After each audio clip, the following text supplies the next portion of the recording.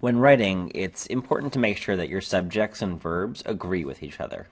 That means that plural subjects should be matched to plural verbs, and singular verbs should be matched to singular subjects. If you don't do this, the sentence is not only grammatically incorrect, but confusing to boot. Present tense. Let's look at subject-verb agreement in the present tense. The valet crashed the car. The owner's is upset. Both of those sentences probably look and sound funny to you, but let's examine why. In the first sentence, we have a singular subject.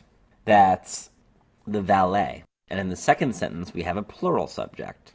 That's owners. Quick refresher, to find the subject, first find the verb, and then find the thing that the verb is connected to. Usually the noun to the left of the verb, but not always. In the present tense, to make a verb singular, you usually add an s, or es, while to make a noun singular, you remove the s. So, to make the subjects and verbs agree in the first sentence, we would either have to change the subject to make it plural, since the verb is plural, like so. The valets crashed the car. Or, more sensibly, change the verb to make it singular by adding es, making it the valet crashes the car. Likewise, in the second sentence, you must change the form of the verb to be to its plural form, or change the subject to its singular form, making it either the owner is upset or the owners are upset. To remember where to put your plurals, think of subject-verb agreement in the present tense as a little bit like a seesaw. When the subject is plural, it gets the plural form, usually an s. And when the subject is singular, the plural drops off the verb and gets the s or es this time. Past tense. In the past tense, however, subject-verb agreement is a little less complicated. Why? Because in the past tense, regardless of whether your subject is singular or plural, the verb form stays the same. So, the robot menaced me from across the bar, and the robots menaced me from across the bar keep the same verb form, though the first sentence has a singular subject, robot, and the second sentence has a plural subject, robots. Of course, there are some exceptions. This is English, there are always exceptions. When certain helping verbs are used as the main verb, then you have to pay attention to your subject-verb agreement again. The most common are has and have, and was and were. Take this example. The robot has destroyed the village. Both has and robot are singular, and has is the main verb here. If the main subject is plural, then you must also pluralize have, as in the robots have destroyed the village. Or, the photo was plastered all over campus, compared to the photos were plastered all over campus. Photo was, photos were. When two singular subjects form a compound subject joined by the conjunction and, that makes the subject plural, and so, like our earlier examples, you'll need to make sure your verb is plural to match. Here are a couple of examples. The alligator and the crocodile are basically living dinosaurs. Here, the alligator and the crocodile is the compound subject joined by and therefore the main verb is plural. In this case, are instead of is. Let's look at another. Laughing nervously, the tourist and his guide wade into the reptile-infested swamp. Here, the compound subject is the tourist and his guide, and the main verb is wade. That's the plural. Remember, the singular would be wades, adding the s.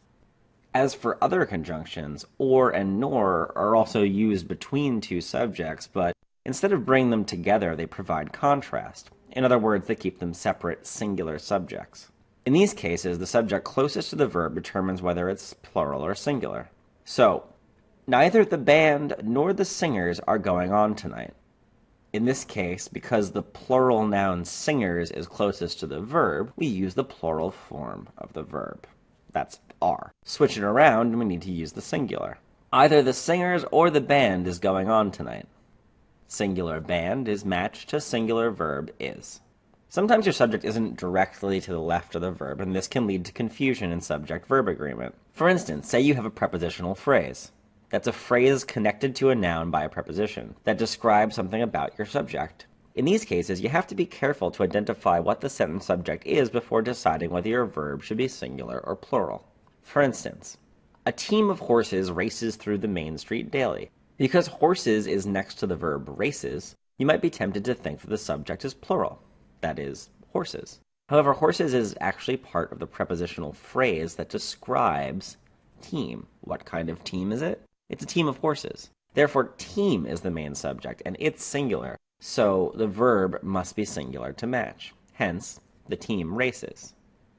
Here's another example. The streets at night are full of dangerous characters. Night is to the left of the verb, but the prepositional phrase here describes the streets. What kind of streets? The streets at night. And so the main subject is streets, which calls for the plural form of the verb to be, which is are. Let's review. Remember that your subjects and verbs always have to agree with each other. Plural subjects should be matched to plural verbs and vice versa. Plural subjects usually have an S or ES added onto the end of the word, while plural verbs drop the S if they have one. Likewise, singular subjects don't have an S while singular verbs do. Remember the seesaw. In the past tense, your verb tense usually gets to stay the same regardless of the plurality of the subjects. Helping verbs do have to shift tense in the past tense, however. Most commonly, these are has and have and was and were. The conjunction and helps form compound subjects that should be treated as plural. With the conjunctions or and nor, however, the tense of the subject closest to the verb tells the verb whether it should be singular or plural. Finally, when faced with a prepositional phrase, remember to go back and find the main subject. That will tell you whether the verb should be singular or plural.